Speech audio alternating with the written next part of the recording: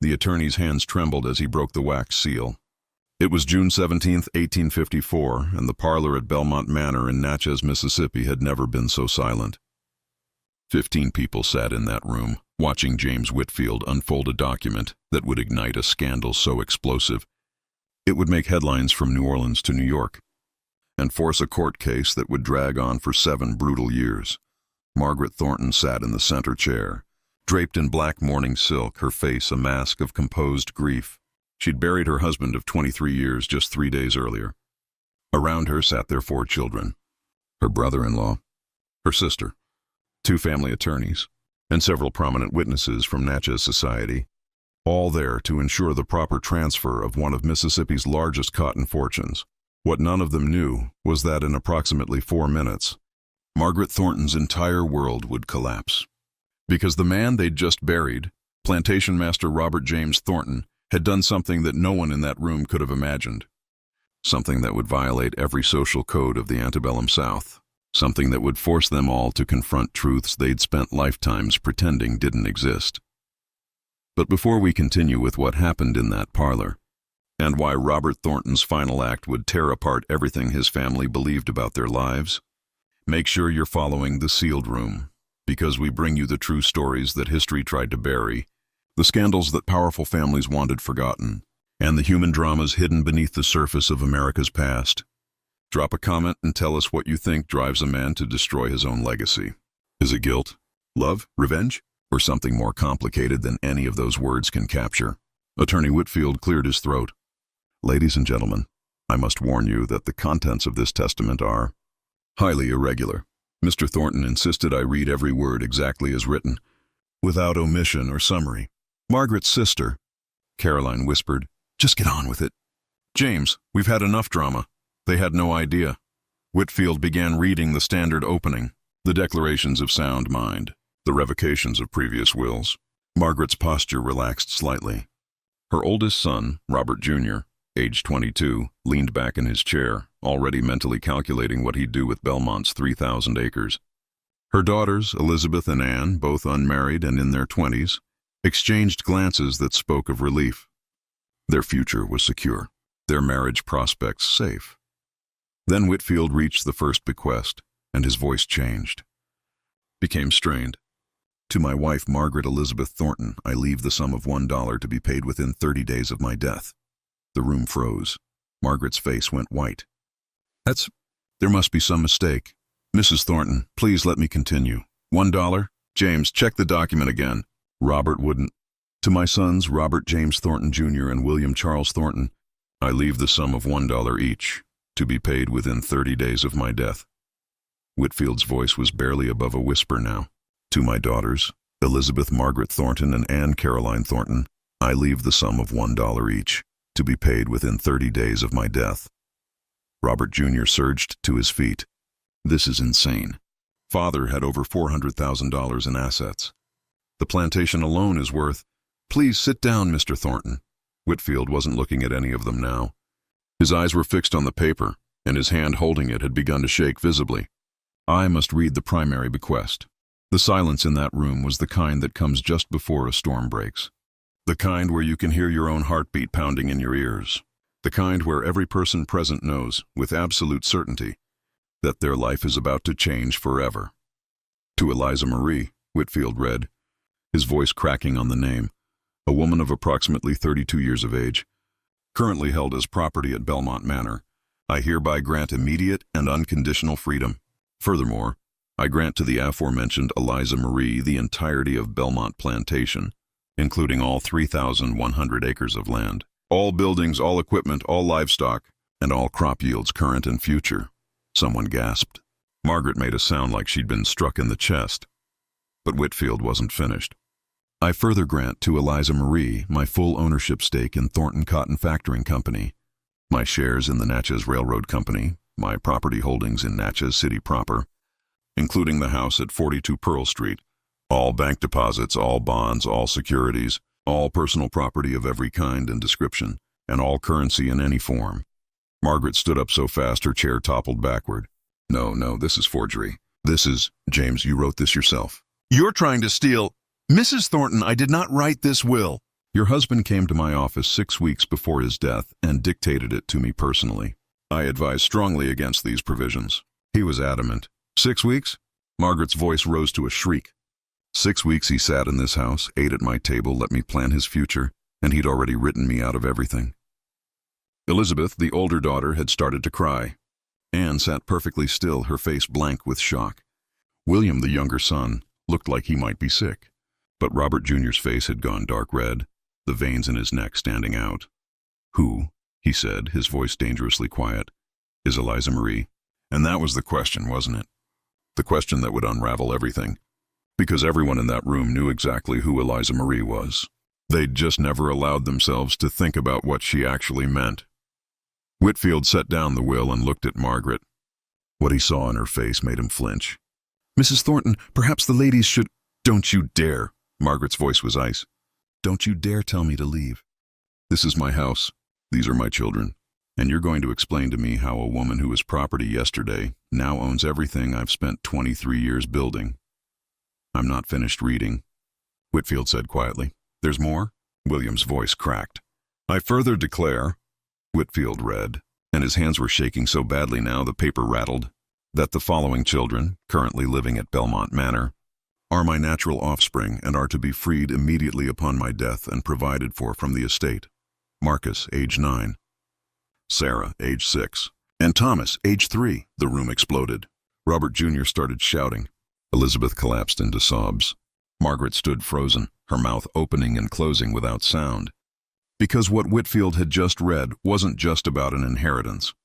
It was about 3 children everyone at Belmont had seen, had known about, had carefully pretended not to understand the significance of. 3 children who all had light skin and distinctive features. 3 children who looked unnervingly like the Thornton family. 3 children who were Robert Thornton's sons and daughter, born to the woman who now owned everything, Caroline. Margaret's sister found her voice first. "Margaret, did you know about the children?" But Margaret wasn't listening. She was staring at a point on the far wall, her breathing coming in short, sharp gasps. When she finally spoke, her voice was barely human. "Where is she? Where is this woman who's stolen my life? Mrs. Thornton, Miss Eliza is not responsible for— Where is she?" A voice came from the doorway, quiet but clear. "I'm right here." Every head in the room turned. Standing in the parlor entrance was a woman in a plain gray dress, her posture straight, her expression carefully neutral. Eliza Marie was 32 years old, though she'd never known her exact birthday. She had amber-colored eyes, dark hair pulled back severely, and skin the color of aged honey. She'd been born enslaved on a Virginia plantation, sold south when she was 14, and purchased by Robert Thornton in 1843 for what the records listed as household management duties. For 11 years, she'd lived in a small room behind the kitchen at Belmont. She'd managed the household accounts, supervised the other house servants, raised 3 children in secret, in the shadows, where no one would have to acknowledge what they were or who had fathered them. And now, according to the document James Whitfield held, she owned all of it. Margaret looked at Eliza, and something terrible passed between them.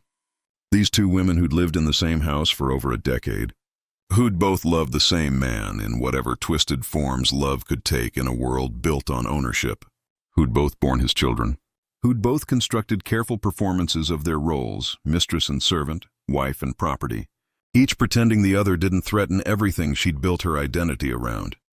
"You knew," Margaret whispered. "You knew he was going to do this." Eliza's face remained impassive. "He told me 3 days before he died." 3 days. Margaret's laugh was horrible. "He gave you 3 days warning and me none at all. 11 years you've been in my house. 11 years I've fed you, clothed you, given you shelter. And this is how you repay—" "You never gave me anything, Mrs. Thornton." Eliza's voice was quiet but steady. "Your husband purchased me. Everything I had, every moment of my life belonged to him. To you, I couldn't refuse anything. I couldn't leave. I couldn't protect myself or my children. I wasn't repaying anything because I never owed you anything. I was property." The word hung in the air like poison. Robert Jr. moved toward Eliza, and something in his posture made Whitfield step between them. "Mr. Thornton, I must advise you that any physical intimidation of Miss Eliza would be—" "Miss Eliza?" Robert Jr.'s voice dripped venom. "You're calling her miss? She's a—" She is a free woman as of 3 days ago, Whitfield said firmly. Per the legal terms of your father's death and the activation of this will, Miss Eliza is no longer enslaved. She has legal standing, and she is, as of this moment, one of the wealthiest property owners in Adams County. The absurdity of it was too much for some people in the room. One of the witnesses, a banker named Pritchard, started laughing. High, hysterical laughter that sounded like it might turn into screaming. His wife dragged him from the room. Margaret was still staring at Eliza. Why? I need to understand why. What did you do to make him choose you over his own children? And Eliza, who'd spent 11 years being careful, being invisible, being whatever she needed to be to survive, finally let something show on her face. Pain, deep, aching pain that had lived in her bones for so long it had become part of her structure. I didn't make him choose anything. Mrs. Thornton, your husband made his choices every day for 11 years. He chose to come to my room. He chose to father children he knew would be born enslaved. He chose to keep us all trapped in a lie that protected him and destroyed everyone else. And at the end, when he was dying and couldn't lie to himself anymore, he chose to tell the truth. I'm sorry that truth has hurt you, but you're asking the wrong person why. It was the most Eliza had ever said directly to Margaret in 11 years. And it was the moment when everything that had been carefully contained, carefully managed, carefully buried beneath Southern propriety, finally erupted into open warfare. Margaret's brother-in-law, Thomas Thornton, stepped forward. He was Robert's younger brother, a lawyer himself, and he'd been silent until now, watching everything with calculating eyes. This will is illegitimate. It was extracted under duress from a dying man. It violates every principle of natural law and Christian morality. It will not stand in any court in Mississippi. The will was properly executed, Whitfield said. Mr. Thornton was of sound mind. He had every legal right to dispose of his property as she can't own property. Thomas's voice cut through the room like a knife. The law is clear. A Negro, even a freed Negro, has severely limited property rights in Mississippi. She certainly can't inherit a plantation. She can't own enslaved people. She can't manage business interests. The will is legally impossible. Your brother anticipated these objections, Whitfield said quietly. The will includes trust structures, guardian appointments, legal mechanisms specifically designed to— I don't care what mechanisms he designed. Margaret's voice had regained its strength, though it shook with fury. This is my home, my children's inheritance, their future, and I will burn this entire plantation to the ground before I let that woman take it. Eliza met Margaret's eyes steadily. Then burn it. But it will still be mine when the ashes cool. What happened next would consume 7 years, destroy multiple families, expose secrets that Natchez society had kept hidden for generations, and ultimately force a Mississippi court to confront questions about property, freedom, race, and power that the entire South was desperately trying to avoid answering. But in that moment, in that parlor with Robert Thornton 3 days dead and his will finally read aloud, all anyone could see was the wreckage. Margaret, who'd lost everything except $1 in her fury. 4 children who'd just discovered they were worth less to their father than the children he'd kept hidden. And Eliza, standing in the doorway of a house she suddenly owned, with 3 young children she had to protect, knowing that every person in that room wanted her destroyed. The battle for Belmont Manor was about to begin, and before it was over, it would reveal truths about the antebellum South that history books would spend the next century and a half trying to forget. The hours after the will reading would later be described by household servants as the closest thing to war they'd witnessed without actual gunfire. Margaret Thornton didn't leave. Legally, she couldn't be forced to. The will granted Eliza ownership, but Margaret still had rights as the widow, even if Robert had tried to minimize them. So she stayed, and she made sure everyone knew she was staying. That first night, Margaret gathered her children in the master bedroom, the bedroom she'd shared with Robert for 23 years, and made them swear an oath. Elizabeth would later testify in court about what her mother said. We will fight this abomination with every legal weapon we possess. We will expose that woman for what she is. We will prove your father was manipulated, poisoned against his own blood, and we will take back what's rightfully ours, even if it takes the rest of our lives. But while Margaret was rallying her children upstairs, something else was happening in that small room behind the kitchen where Eliza had lived for 11 years. Eliza sat on the edge of her narrow bed, her 3 children pressed against her. Marcus, at 9, was old enough to understand some of what had happened. Sarah, 6, kept asking why the white lady was screaming. Thomas, just 3, had fallen asleep in his mother's lap, exhausted by the day's chaos. "Mama," Marcus whispered, "are we really free?" Eliza stroked his hair that was softer than hers, lighter brown with reddish tints in the lamplight. Hair that came from his father. "The paper says we're free, but what does that mean?" And how could Eliza explain to a 9-year-old that freedom was more complicated than a legal document? That they were free in writing, but trapped in a world that would never accept that freedom? That his father's final act of conscience had painted a target on all their backs? She couldn't. So instead she said, "It means we're going to fight to stay together, no matter what happens." What had happened between Robert Thornton and Eliza Marie was the story everyone in Natchez had whispered about for years but never spoke aloud in daylight. And now, with the will made public, the whispers were about to become shouts. Robert Thornton had purchased Eliza in 1843 at a private sale in Natchez. The seller was a Virginia planter liquidating assets, and Eliza was listed as household trained, literate, excellent with figures. That literacy alone made her valuable and dangerous. Enslaved people who could read were watched carefully, restricted, often punished for the skill. But Eliza had been taught by a previous owner's wife who believed Christian duty required education, and the skill couldn't be unlearned. Robert paid $2,000 for her, nearly double the standard price.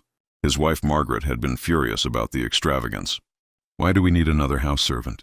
We have 6 already, and $2,000. Robert, we could have bought 3 field hands for that price."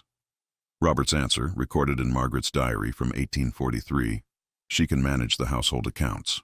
You're always saying you need help with the books." It was true. Margaret did need help. She'd never been good with numbers, had never really wanted to be. Running a plantation the size of Belmont involved tracking hundreds of expenditures, recording crop yields, managing inventories.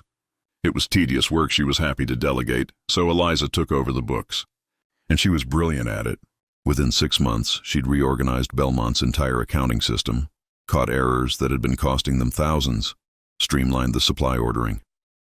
Robert started consulting her on business decisions, asking her opinion on whether to invest in railroad stock, discussing cotton futures prices. Margaret noticed, of course. But she told herself it was fine. It was just business.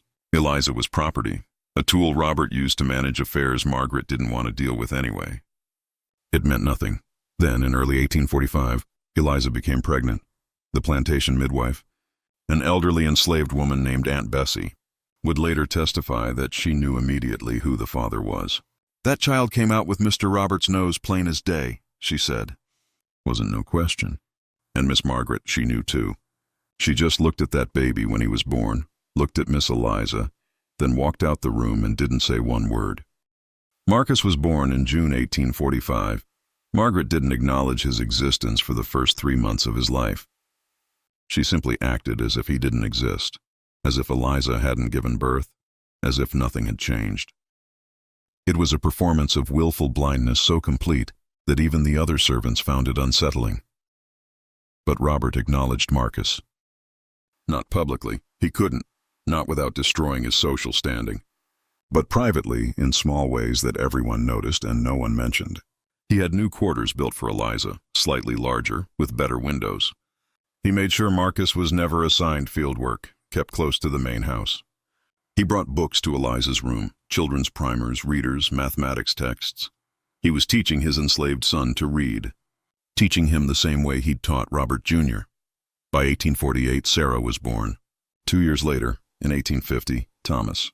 3 children in 6 years, all bearing unmistakable Thornton features.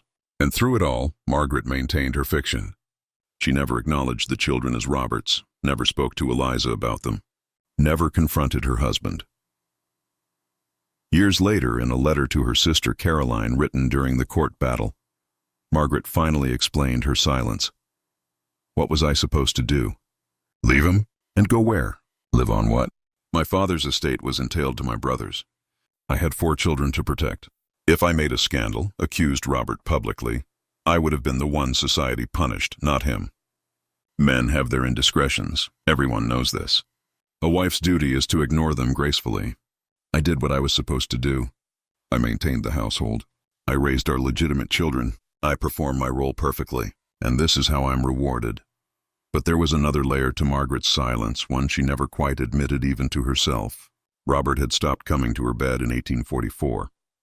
Their youngest daughter, Anne, had been born in 1841, and after that, nothing. For 13 years, Margaret and Robert lived as married strangers. They attended social functions together. They discussed household management.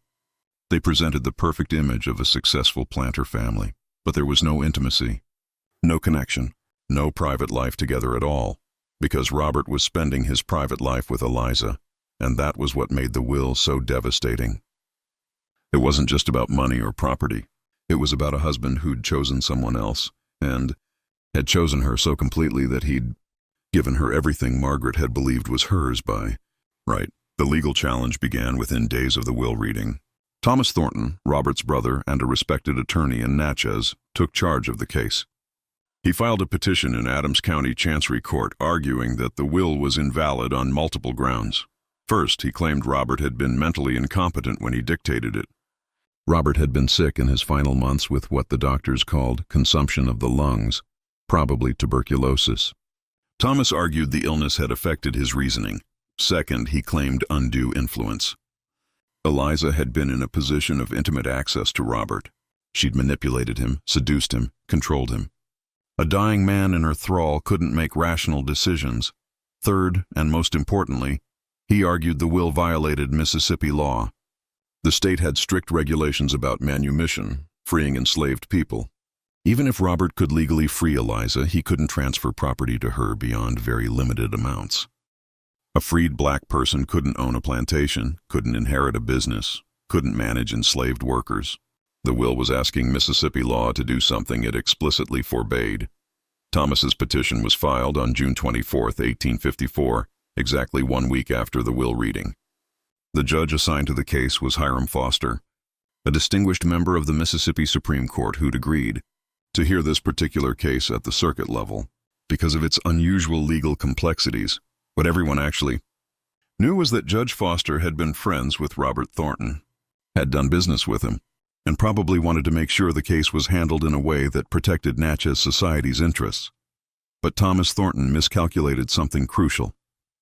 He assumed the case would be straightforward, that any Mississippi judge would immediately invalidate a will that gave so much power to a formerly enslaved black woman. He didn't account for the one factor that would complicate everything. Robert Thornton had been extraordinarily thorough.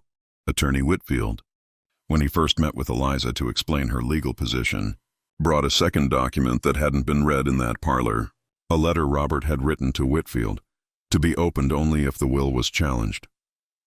Eliza sat in Whitfield's office in downtown Natchez, wearing the same gray dress she'd worn to the will reading. Whitfield broke the seal on Robert's letter and began reading aloud. "James, if you're reading this, it means my family is contesting the will. I expected this. I want you to know why I did what I did. And I want you to use this letter in court if necessary." Whitfield glanced at Eliza. She nodded for him to continue. "I purchased Eliza in 1843 with specific intentions. I had met her briefly at a previous sale, had spoken with her and recognized her intelligence. I orchestrated her purchase deliberately. What began as a business decision became something else. Something I never intended, something I tried to resist, and something I ultimately couldn't deny. I fell in love with someone I had no right to love, in a way our world says is impossible." Eliza's breath caught. Robert had never said those words to her, never told her plainly what she'd wondered about for 11 years. "I know what people will think," the letter continued. "That I took advantage of someone I owned, someone who had no power to refuse me. And they're right. That's exactly what I did. In the beginning, that's what it was. Exploitation dressed up in whatever lies I told myself. But over the years, Eliza became the only person I could be honest with. The only one who saw me clearly and didn't require me to perform. Margaret saw the planter, the businessman, the social figure. Eliza saw the man who was terrified of dying with nothing real in his life."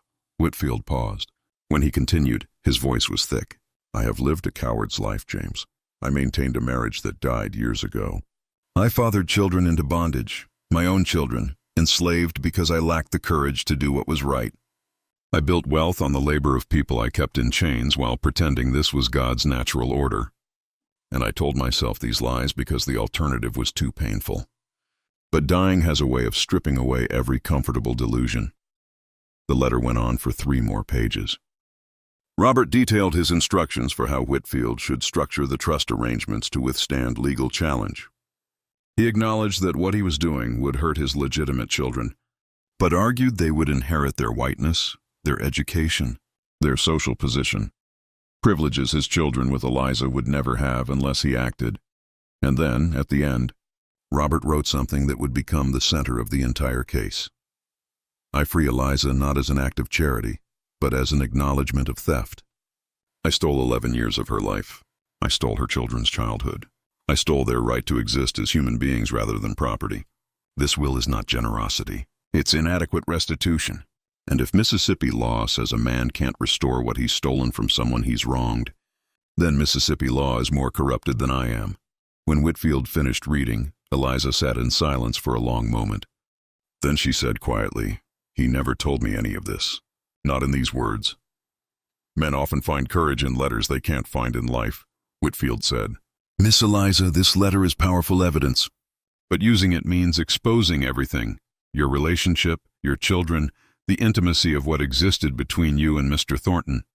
The Thornton family will argue you seduced him, manipulated him. They'll say terrible things about you in open court. Are you prepared for that?"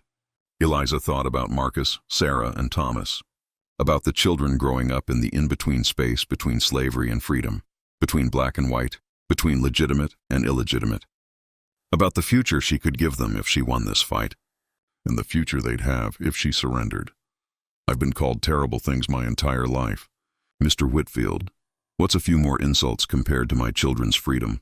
But she had no idea what was actually coming. Because the Thornton family wasn't just going to insult her, they were going to try to destroy her.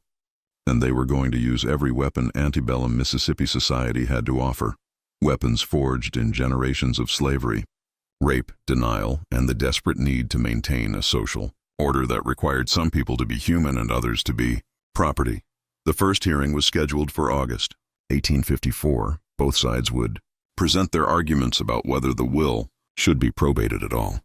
Judge Foster's courtroom was packed with every prominent citizen in Natchez.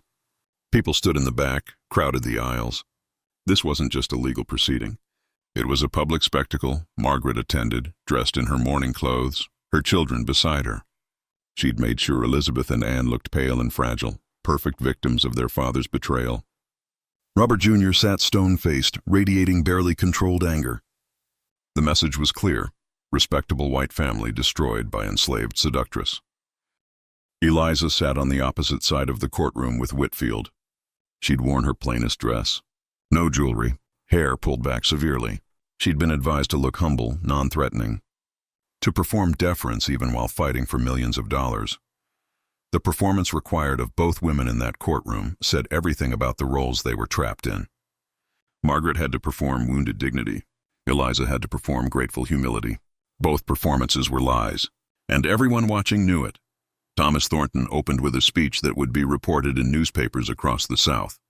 "Your Honor, this case is not merely about one man's will. It's about whether the foundations of our society can withstand attacks from those who would pervert natural law. My brother, in his final illness, was corrupted by a woman who used her position in his household to extract an unnatural influence.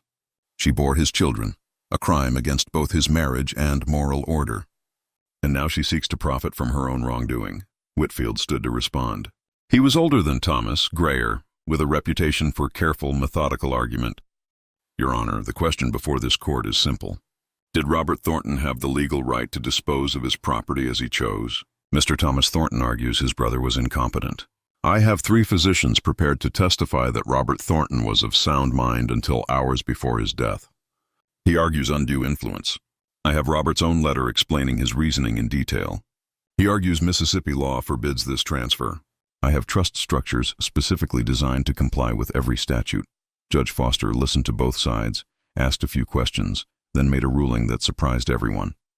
"This case raises complex legal questions that cannot be resolved in a preliminary hearing. I'm ordering full probate proceedings." Both sides will have the opportunity to present witnesses, evidence, and expert testimony. We will examine Mr. Thornton's mental state, the validity of his relationship with Miss Eliza, the legitimacy of the trust structures, and whether Mississippi law permits what this will attempts to do. He banged his gavel. Court will reconvene in October for full proceedings. It was a victory for Eliza, of sorts. The judge hadn't immediately dismissed the will, but it was also the beginning of something that would consume years of her life. As people filed out of the courtroom, Margaret and Eliza passed each other in the aisle. Margaret stopped, looked at Eliza directly for the first time since the parlor scene. When she spoke, her voice was low enough that only Eliza could hear. You think you've won something, but all you've done is guarantee that everyone will know exactly what you are.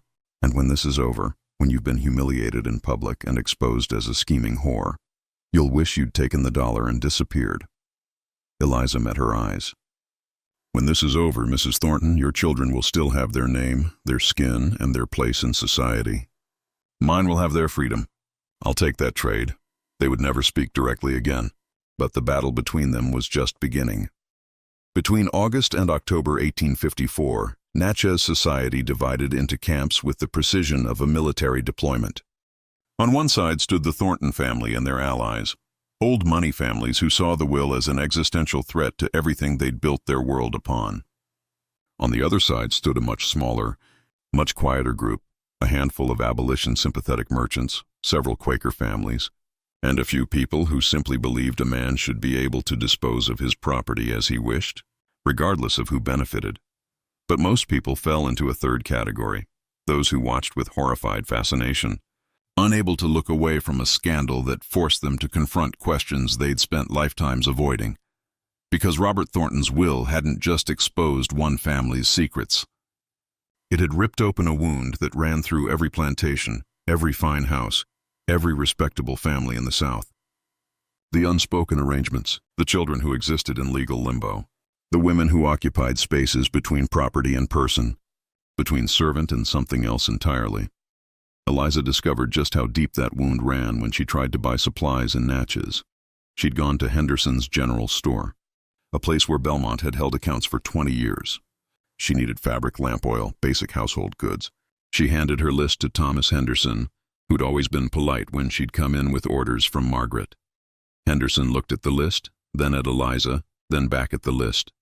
I'm sorry, but I can't extend credit to you. The Belmont account is closed. Mrs. Margaret Thornton closed it last week. He wouldn't meet her eyes. And even if it weren't, Miss Eliza, I can't do business with you. I'm sorry, I truly am. But my other customers have made it clear they won't shop here if I serve you. Eliza felt the stares of the other people in the store.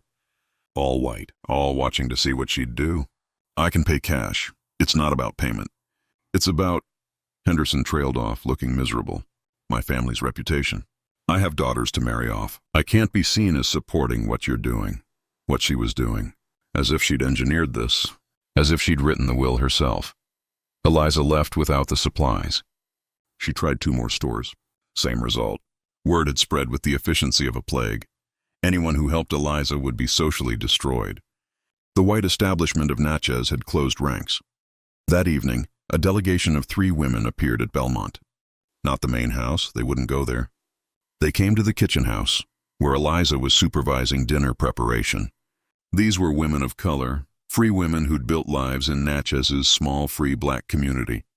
Joanna Price, the oldest, spoke first. Miss Eliza, we heard what happened in town today. We wanted you to know, we have a network. Merchants who'll deal with us quietly. Suppliers who will deliver to the back door after dark. You're not alone in this. Eliza felt something crack in her chest. For weeks she'd been so focused on the legal battle that she hadn't let herself feel how isolated she'd become. Why would you help me? You don't know me. We know what you are, Joanna said quietly. You're a woman who got free through circumstances most of us can't imagine. And now you're fighting to stay free while every white person in Natchez tries to push you back into bondage. If you lose this fight, it's not just you who loses. It's every one of us. Because what you're proving is that we can't be trusted with freedom, that we can't manage property, that we're not fully human. So yes, we're going to help you. Because your battle is our battle. It was the first moment Eliza had allowed herself to understand what she actually represented. not just one woman fighting for an inheritance, but a test case for whether someone like her could exist as a free property owner in Mississippi. And if she failed, it would justify every law that restricted free black people's rights, every argument that they couldn't handle freedom, every rationale for keeping slavery intact. The weight of it was crushing. The full trial began on October 15, 1854. Judge Foster's courtroom was even more packed than it had been in August. Thomas Thornton had assembled an impressive legal team, 3 attorneys, all from prominent families. They'd spent months preparing, interviewing every person who'd ever worked at Belmont, building their case. Their strategy was brilliantly cruel. They weren't just attacking the will. They were attacking Eliza herself, destroying her character so thoroughly that no judge could possibly rule in her favor. The first witness they called was Margaret Thornton. Margaret took the stand wearing black silk, looking every inch the grieving widow. Thomas Thornton, conducting the examination himself, began gently. "Mrs. Thornton, how long were you married to Robert?" 23 years. Her voice trembled perfectly. "And in that time, did you manage his household faithfully?" "I did everything a wife should do. I bore him 4 children. I maintained his home. I supported his business endeavors. I honored my marriage vows even when—" She stopped, dabbed her eyes with a handkerchief. "Even when what, Mrs. Thornton?" "Even when I discovered he'd betrayed those vows." "With her?" Margaret's finger pointed directly at Eliza. Whitfield stood. "Objection. This testimony is prejudicial and irrelevant to—" "Overruled," Judge Foster said. "The witness may continue." Margaret's testimony was devastating because it was largely true. She described discovering Robert's relationship with Eliza in 1845 after Marcus was born. She described confronting Robert, who'd admitted the affair but refused to send Eliza away. She described years of humiliation, watching her husband's mistress live in her house, raise his illegitimate children under her own roof. "Did you ever consider leaving your husband?" Thomas asked. "Where would I go? A woman can't simply leave her marriage because she's unhappy. I had children to think of, a reputation to protect. I did what any Christian woman would do. I forgave him. I prayed for him. I hoped he would see reason and end the relationship. Instead, he continued it for 13 years. And then he died and left me with nothing." She broke down crying. It was a masterful performance, and it was working. Eliza could see it in the faces of the jury. 12 white men, all property owners, many of them married. They looked at Margaret with sympathy. They looked at Eliza with disgust. When Whitfield cross-examined, he was gentle but firm. "Mrs. Thornton, you testified that you confronted your husband in 1845. What exactly did he say?" "He said it was none of my concern." Those were his words. "None of your concern?" Margaret hesitated. He said his relationship with Eliza was his private business." "Did he ever promise to end the relationship?" "No." "Did he ever apologize for it?" "No." "In fact, didn't he tell you explicitly that he would continue the relationship and you would have to accept it?" Margaret's face hardened. "Yes, and you did accept it, didn't you? For 13 years you accepted it. You remained in the marriage. You continued to benefit from the plantation's income. You attended social functions with your husband. To the outside world you maintained the fiction that everything was fine. I had no choice." "You had the same choice as Eliza had," Whitfield said quietly. "The difference is you could have left. She couldn't. You chose to stay because the benefits outweighed the humiliation. Eliza stayed because she was property." "Objection." Thomas was on his feet. "Counsel is badgering the witness." "Sustained. Mr. Whitfield, move on." But the point had been made. Margaret had stayed in a marriage she knew was broken because divorce would have destroyed her socially and financially. She'd chosen respectability over dignity. That didn't make her the villain, it made her a victim of the same system that enslaved Eliza, but it also meant her moral high ground was shakier than she wanted to admit. The next several days of testimony were brutal. The Thorntons called servant after servant, asking them to describe Eliza's position in the household. What emerged was a picture of a woman who'd held unusual power for someone enslaved, managing accounts, making decisions, having private conversations with Robert that excluded even his wife. But Whitfield's cross-examinations revealed something else. Respect. Almost every servant, when pressed, admitted that Eliza had been fair, kind even, that she'd helped people, protected them from worse overseers, used her influence with Robert to prevent families from being separated. One woman, an elderly cook named Aunt Ruth, gave testimony that stopped the courtroom cold. She'd worked at Belmont for 30 years and had known everyone involved. Thomas Thornton asked her, "Did you observe the relationship between Miss Eliza and Mr. Robert?" "I saw what there was to see." "Did it seem to you that she had manipulated him? Controlled him?" Aunt Ruth looked at Thomas Thornton with eyes that had seen too much of life to be intimidated by a white lawyer. "Mr. Thomas, you asking me if a woman who was property manipulated the man who owned her? That don't even make sense. How's someone with no power supposed to manipulate someone with all the power? She bore his children. Used them to. She bore his children because he came to her room and she couldn't say no. That ain't manipulation. That's what happens when one person owns another person. Your brother wasn't manipulated. He just finally admitted what he'd been doing." Thomas tried to recover. "But she must have used those children to extract sympathy too. Those children looked just like your brother, Mr. Thomas. Everyone could see it. Everyone knew. The only person pretending not to know was Miss Margaret, and even she knew. She just couldn't say it out loud because saying it would mean admitting her husband preferred someone else. The problem wasn't that Miss Eliza manipulated anyone.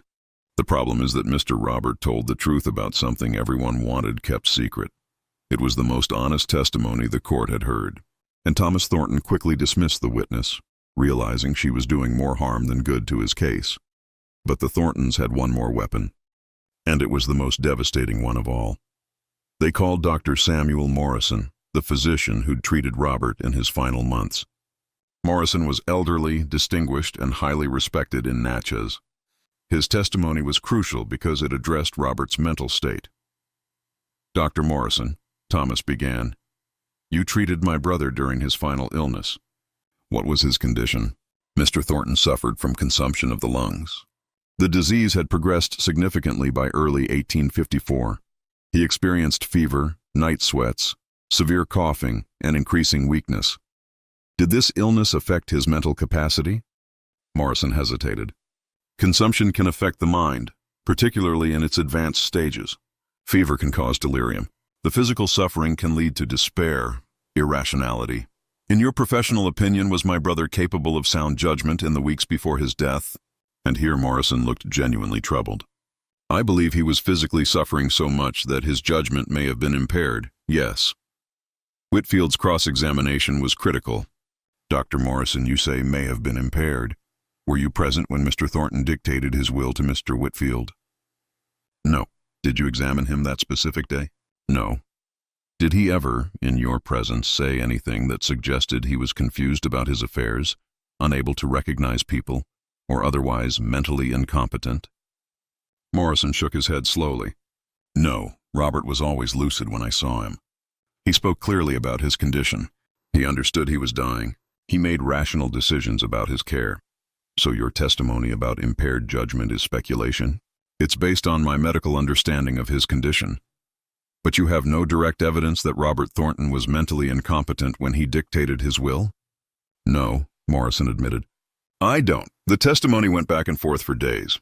Witnesses for both sides, character assassinations and defenses, financial experts arguing about whether the trust structures were legal.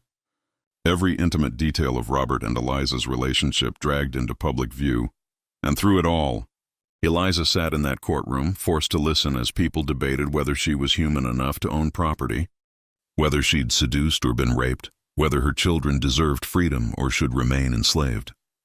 The psychological toll was immense. At night, back at Belmont, Eliza would sit with Marcus, Sarah, and Thomas, trying to maintain normalcy while their entire world hung in the balance. Marcus, now 10, was old enough to understand some of what was happening. He'd ask questions Eliza couldn't answer. Mama, why do they hate you so much? They don't hate me, baby. They hate what I represent. What do you represent? How could she explain to a 10-year-old that she represented the lie at the heart of Southern society? That she was proof that the children of enslaved women and white men were human beings who deserved rights? That she threatened the entire social order that said some people were property and others were people? She couldn't, so she just held him and said, I represent hope that things can be different. But the person who provided the most crucial testimony wasn't a character witness or a medical expert. It was James Whitfield himself, Robert's attorney, who'd drafted the will and heard Robert's reasoning firsthand. Whitfield took the stand in early November, and his testimony would change everything. Thomas Thornton tried to discredit him. "Mr. Whitfield, isn't it true that you stand to earn substantial fees if this will is probated?" "I'm being compensated for my legal services, yes." "So you have a financial incentive to defend this will, regardless of its validity?" "I have a professional obligation to defend my client's wishes. Robert Thornton came to me 6 weeks before his death and dictated this will over the course of 2 full days. He was more lucid, more purposeful than many clients I've worked with. He knew exactly what he was doing. What exactly did my brother say when he came to you?" Whitfield pulled out his notes. "He said, 'I'm dying, James. I've made many mistakes in my life, but I have a chance to correct one of them. I want to free Eliza and provide for our children. I know this will destroy my relationship with my legitimate family. I know it will cause a scandal, but I would rather die honestly than live one more day lying to myself.'" The courtroom went silent. "He said more," Whitfield continued. "He said, 'Margaret will never forgive me. My children will hate my memory. Natchez society will condemn me. I accept all of that, because the alternative is dying knowing that I enslaved my own children, that I kept the woman I loved in bondage, and that I was too much of a coward to face the truth. I've been a coward my whole life, James. Let me at least die brave." Thomas Thornton's face had gone pale. These were his brother's words, documented in Whitfield's notes, impossible to deny. But Thomas tried. "My brother was clearly not in his right mind if he said such things. The Robert Thornton I knew would never—" "The Robert Thornton you knew," Whitfield interrupted, "was the performance he gave for Natchez society. The Robert Thornton who dictated this will was the man beneath that performance, and he was exhausted from maintaining the lie. It was the turning point of the trial. Whitfield's testimony, backed by detailed notes and the letter Robert had written, made it impossible to dismiss the will as the product of a confused mind. Robert had known exactly what he was doing. He'd understood the consequences, and he'd done it anyway. Judge Foster called for a recess after Whitfield's testimony. When court reconvened a week later, he looked weary. This case had taken its toll on everyone involved. The final arguments took an entire day. Thomas Thornton argued passionately that the will violated Mississippi law, public policy, and moral order. Whitfield argued that Robert Thornton had every legal right to dispose of his property as he chose, and that the trust structures complied with all relevant statutes. Then Judge Foster asked the question that cut to the heart of everything. "Mr. Whitfield, are you truly arguing that Mississippi law should permit a Negro woman to own a plantation with enslaved workers, to control business interests, to exercise the kind of economic power that has always been reserved for white men?" And Whitfield, in what would become his most famous legal argument, responded, "Your Honor, I'm arguing that Mississippi law already permits free people of color to own property. The legislature has restricted those rights, yes, but not eliminated them. More importantly, I'm arguing that if a white man of property has the legal right to manumit enslaved people he owns and provide for them, then Robert Thornton has exercised that right. The fact that he chose to provide generously rather than minimally doesn't make his actions illegal. It just makes them unusual. But surely the magnitude of this bequest is beyond what the law contemplated. With respect, Your Honor, the law doesn't specify how much a freed person can inherit. It simply restricts their rights once they've inherited. Miss Eliza, if she receives this property, will still face all the legal restrictions that free people of color face in Mississippi. She won't be able to vote, testify in court against whites, or exercise many other rights. But owning property? The law permits that. And if we're going to say the law has a secret cap on how much property a freed person can own, then we're inventing restrictions that don't exist in statute. Judge Foster sat back in his chair. Everyone in the courtroom knew what he was thinking. This wasn't just a legal decision. It was a social one, rule for Eliza, and he'd be saying that Mississippi law permitted a formerly enslaved black woman to become one of the wealthiest people in the state. Rule against her, and he'd have to invent legal reasoning that didn't quite exist in the statutes. "I'll issue my ruling in 30 days, he said finally, and then everyone waited. Those 30 days felt like 30 years at Belmont. An uneasy truce had settled over the plantation. Margaret remained in the main house occupying the east wing. Eliza stayed in her quarters behind the kitchen, though legally she now had the right to occupy any part of the property. Neither woman crossed into the other's space. They existed in parallel universes within the same walls, each pretending the other didn't exist, but the enslaved people at Belmont existed in a strange limbo that was even more unsettling. They didn't know who owned them anymore. Was it Margaret as the widow? Was it Eliza according to the contested will? Or were they about to be sold to settle debts if the whole estate collapsed under the weight of legal fees? A man named Samuel, who'd worked the fields at Belmont for 15 years, later described the psychological torment. We didn't know if we should pray for Miss Eliza to win or lose. If she won, we'd be owned by a woman who'd been enslaved herself just months before. If she lost, we'd probably be sold off to pay the lawyers. Either way, our lives weren't our own. But at least Miss Eliza knew what it felt like. That counted for something. In Natchez, the case had consumed every conversation. Dinner parties debated the legal arguments. Church groups discussed the moral implications. The local newspaper ran daily updates. People placed bets on the outcome. The case had stopped being about one family and become about the entire social structure of the South. And beneath all the public debate ran a current of fear. Because if Eliza won, what did that mean for every other white man who'd fathered children with enslaved women? Could they follow Robert Thornton's example? Would there be a wave of deathbed confessions? Wills that legitimized hidden families? Legal transfers that upended the racial hierarchy? The establishment had to stop this. Not just for the Thornton family, but for everyone with secrets to protect. On December 12, 1854, Judge Foster issued his ruling. The courtroom was packed beyond capacity. People stood in the hallways, crowded around the windows, desperate to hear the verdict that would define Mississippi law for years to come. Judge Foster looked exhausted. He'd aged visibly in the months since the trial began. When he spoke, his voice carried the weight of a man who knew his decision would satisfy no one. I have spent these 30 days in careful consideration of the law, the evidence, and the principles at stake in this case. What I'm about to say will disappoint both parties, but it represents my best understanding of justice within the constraints of Mississippi law. Eliza felt her heart hammering. Beside her, Whitfield sat perfectly still. First, regarding Mr. Robert Thornton's mental capacity, I find that the evidence overwhelmingly supports the conclusion that Mr. Thornton was of sound mind when he dictated his will. Dr. Morrison's testimony about potential impairment was speculative.